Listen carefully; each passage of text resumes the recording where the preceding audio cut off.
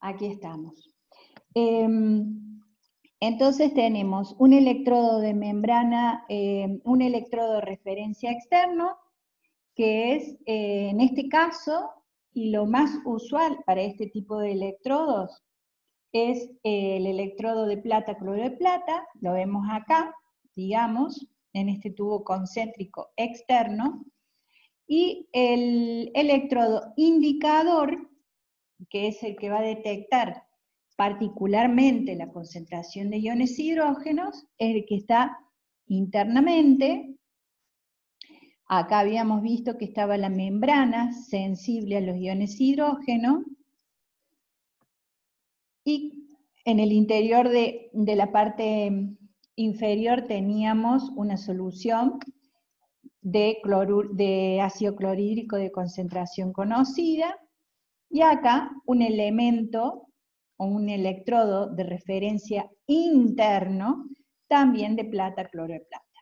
Estos dos electrodos de plata, cloro de plata son los que se van a conectar entre sí para medir la movilidad de iones hidrógeno dentro y fuera de la membrana, que es lo que nos daría la información sobre la concentración de la solución que estaría entonces en el beaker que vamos a estudiar. Bien, esto que tenemos acá, esto mismo, se representa de esta manera, comúnmente conocido como esquema de la celda que estamos estudiando. Para esta celda en particular, tenemos el electrodo de referencia externo, que se describe de esta manera, que sería este. Doble rayita vertical, que significa puente salino, que sería una unión del electrodo de referencia externo con el electrodo de referencia interno.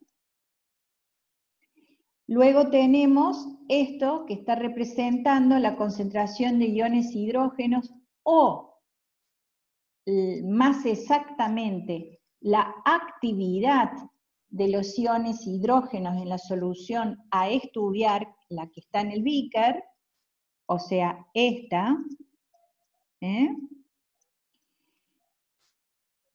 Luego tenemos una rayita vertical que nos está indicando la presencia de una unión en dos fases diferentes. Por ejemplo, esta rayita nos está indicando una unión, por decirles unión líquida, un potencial de unión líquida, pero vamos a decir una unión de dos fases diferentes de la solución líquida que vamos a estudiar y de la superficie de la membrana del electrodo indicador. Luego, o sea, sería esta unión del líquido en estudio, de la solución en estudio, y de la superficie de la membrana, superficie externa o la cara externa de la membrana. Esa rayita es el límite entre esas dos materias o materiales, digamos. Luego viene la membrana propiamente dicha, otra rayita vertical que nos está indicando el límite entre la cara interna de la membrana y la solución interna del bulbo del ácido clorhídrico de concentración conocida.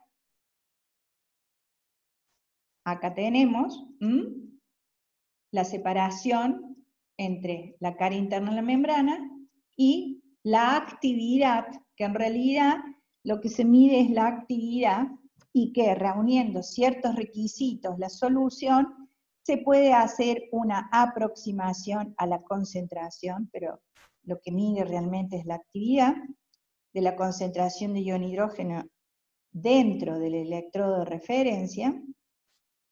Y luego tenemos todo esto que nos representa al electrodo de referencia interno, que es el que tenemos acá adentro, el alambrito de plata, saturado con cloruro de plata, inmerso en una solución de cloro de plata y puede tener también sal de potasio. Pero bueno, lo más importante es que tenemos esa solución dentro del electrodo de referencia interno, que a su vez vuelta otra rayita vertical, que nos va a separar esa solución del alambrito de plata, la solución dentro del tubo interno del electrodo indicador y el alambre de plata. Esto es el electrodo de referencia 2, que en realidad es el electrodo de referencia interno. Y acá, esto que está expresado en esta ecuación, nos estaría indicando que a un lado de la membrana y al otro lado de la membrana tendremos un potencial que está relacionado con las actividades de ion hidrógeno dentro de la membrana y la actividad del ion hidrógeno fuera de la membrana o adentro del beaker, digamos. Bien, acá nuevamente decimos que esta expresión es a 25 grados, como habíamos mencionado anoche,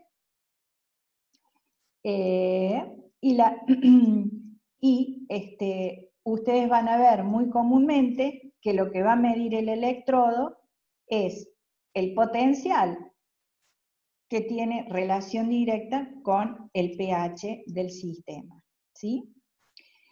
Esto es importante, que si lo han entendido, fantástico; si no, lo podemos conversar más tarde, en alguno de los cortes de Zoom, pero es importante que lo entiendan, que lo interpreten y lo internalicen, porque esto es una representación esquemática de una celda, en este caso, este tipo de celda, que es el que estamos estudiando nosotros, pero en realidad es una representación esquemática modelo a tomar para cualquier representación esquemática de cualquier otro tipo de celdas o con cualquier otro tipo de electrodos. Saber que tenemos un electrodo de referencia externo, que ese se separa del resto del sistema por la doble raya vertical, que indicaría el puente salino que une un sistema del otro, la solución externa, y cada separación de fases es una rayita vertical, ¿sí? Bien, habíamos visto también que con electrodos y la lectura de pH y la medida de pH, podíamos hacer dos tipos de métodos. Métodos potenciométricos directos o potenciometría directa y titulación potenciométrica. Lo habíamos comentado anoche. Bien, en el caso de potenciometría directa les comenté que simplemente se trataba de medir ya sea el potencial o la lectura de pH, que nos da el electrodo indicador referenciado al electrodo de referencia de esta solución, que es nuestra solución problema dentro del beaker. Ahí tenemos una lectura directa. Por supuesto, siempre, siempre acordarse del calibrado del electrodo que les mencioné anoche, ¿no? Pero bueno, esta lectura directa puede tener algunos tipos de apreciaciones erróneas, con lo cual es aconsejable siempre que deseemos hacer una potenciometría directa, es decir, introducir el electrodo en la solución problema y que esa lectura tenga un valor certero para nosotros, conviene hacer esto, que sería una calibración previa. ¿Cómo haríamos una calibración previa? Bueno, preparar varias soluciones de concentración conocida del ion que vamos a determinar. Bueno, este ejemplo es una solución de una sal de calcio, pero bueno, podría ser cualquiera. Preparar varias soluciones de concentración conocida, tomar y tomarle introducir en esas soluciones el electrodo indicador correspondiente para la lectura de este catión en particular, en este caso sería el calcio, es el ejemplo nada más, puede ser cualquiera, y vamos tomando para esta concentración de solución esta lectura de potencial. En este caso es potencial, acá no tenemos pH porque estamos hablando de un catión calcio. Pero si tuviéramos, por ejemplo, soluciones de ácido clorhídrico, por decirles, a distintas concentraciones, y acá, en lugar de calcio, vamos a tener un ion hidronio, concentraciones de ion hidrógeno, entonces acá podríamos tener lecturas, ya sea de potencial o también lecturas de pH, ¿sí?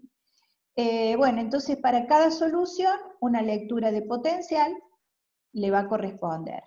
De esta manera, vamos a hacer un gráfico de lecturas de potencial frente a concentraciones, o bueno, acá hay este gráfico está hecho en función de actividades, porque dijimos que era lo más adecuado, bueno, está, seguramente el ejemplo deben haber recurrido al factor de actividad, pero bueno, es la idea. Nosotros en la práctica, ¿qué haríamos? Como no podemos medir actividad, vamos a medir concentraciones, ¿sí? O por lo menos vamos a preparar soluciones con concentraciones determinadas.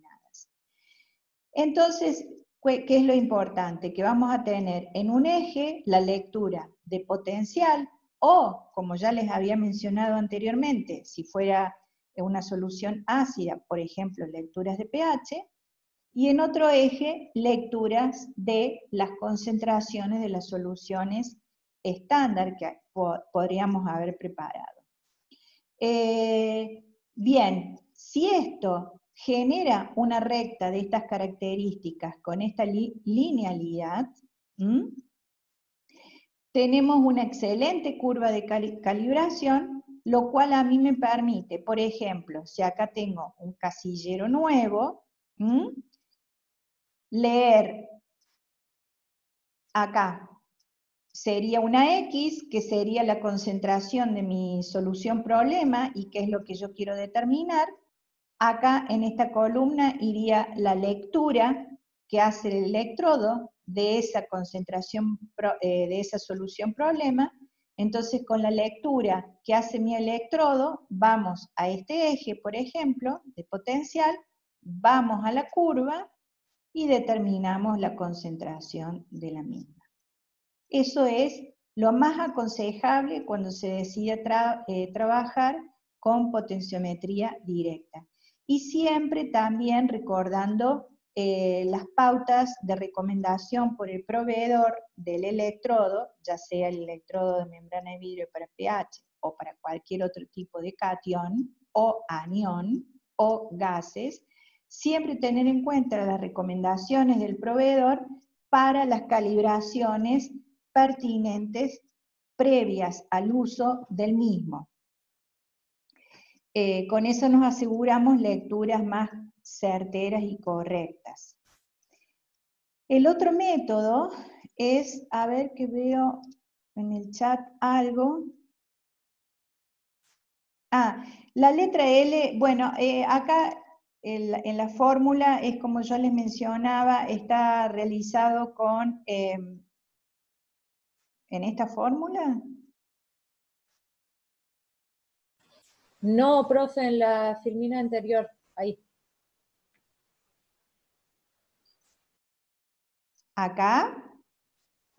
No, abajo, donde dice la actividad del ion hidrógeno es la solución interna de la actividad 2. Bien.